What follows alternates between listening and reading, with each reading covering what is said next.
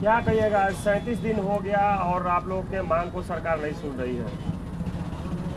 जी बिल्कुल, 37 दिन हो चुके हैं। 37 दिन तो मैं तो कहूँगी कि अभी बहुत कम समय है। बेशक ये आंदोलन की लड़ाई हमारी कितनी ही लंबी हो, हम लोग निश्चित रूप से जब तक सरकार नहीं सुनेगी यहाँ बैठे रहेंगे, धरना प्रदर्शन करते रहेंगे शांतिपूर्ण ढंग से। और जैसे कि अभी आकाश लामा जी ने सूचना दी है कि कुछ तो हलचल चल रही है दिल्ली में भी और पटना में भी, पार्लियामेंट में भी बार बार आवाज़ उठाई जा रही है।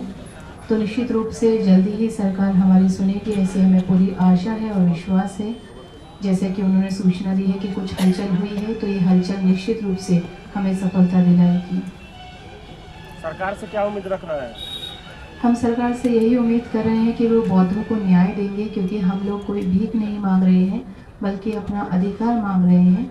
तो हमारा जो बीटी एक्ट 1949 को निरस्त करने का प्रस्ताव है, हमें पूरी उम्मीद है कि सरकार हमें न्याय देगी और ये बीटी एक्ट 1949 को निरस्त करके रद्द करके नया बीटी एक्ट बनाएंगी और बीटीएमसी कमेटी में सभी बौद्ध लोग होंगे, ऐसी हमें आशा है। मतलब किसी भी लड़ाई को लड़ने के लिए कोर्ट जाना पड़ता है, लेकिन आप लोग 37 दिन धरने बैठे हुए हैं। जी बिल्कुल, हम लोग गए हैं, कोर्ट भी गए हैं। आकाश लामा जी से आपको जानकारी समय समय पर मिलती रही होगी, लेकिन कहीं पर हमारी कोई सुनवाई नहीं हो रही है। आखिरकार जो बहुजन समाज है, उन्हें इसी तरीके से वर्षों से संघर्ष करना पड़ा है।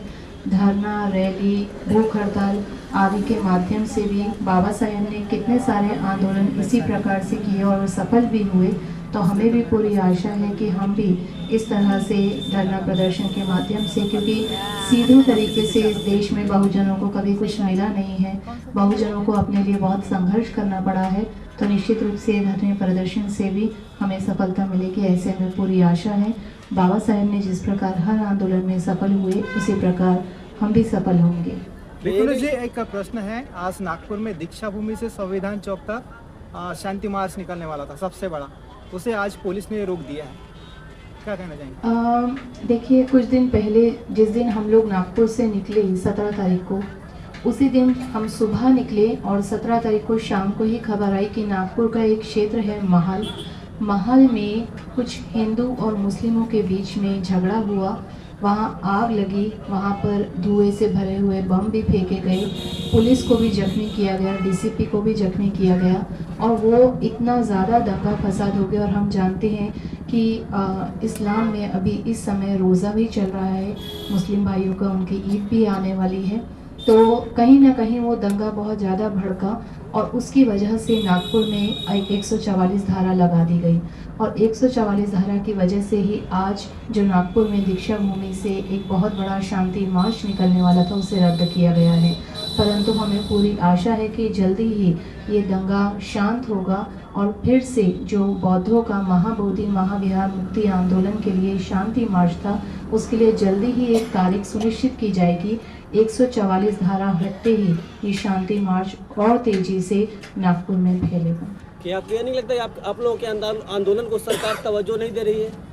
नहीं, हमें नहीं लगता है, क्योंकि जैसे आकाश लामा जी ने अभी बताया कि कुछ तो हलचल चल रही है और आप लोगों का इतना सहयोग हम लोगों को बना है कि आप लोगों के माध्यम से देश विदेश में कोने कोने में हमारी बात जा रही है, पार्लियामेंट तक भी हमारी बात बार बार उठाई जा रही है।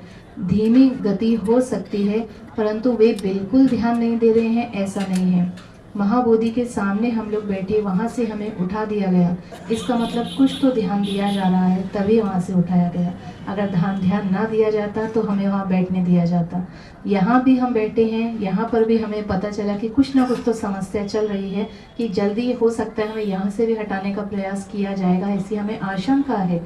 तो निश्चित रूप से कहीं ना कहीं तो उन्हें हमारे इस धरने की जानकारी है और हमारी ताकत की जानकारी है, इसीलिए वहाँ हलचल मच रही है और निरंतर वे भी अपनी योजना बना रहे हैं कि किस प्रकार इस धरना प्रदर्शन को, इस आंदोलन को विफल किया जाए। इसके लिए वो भी अपना प्रयास जरूर कर रहे हैं। इसका मतलब कुछ ना कुछ तो वो हमारी बातों को देख रहे हैं, सुन रहे हैं और संज्ञान में ले रहे हैं।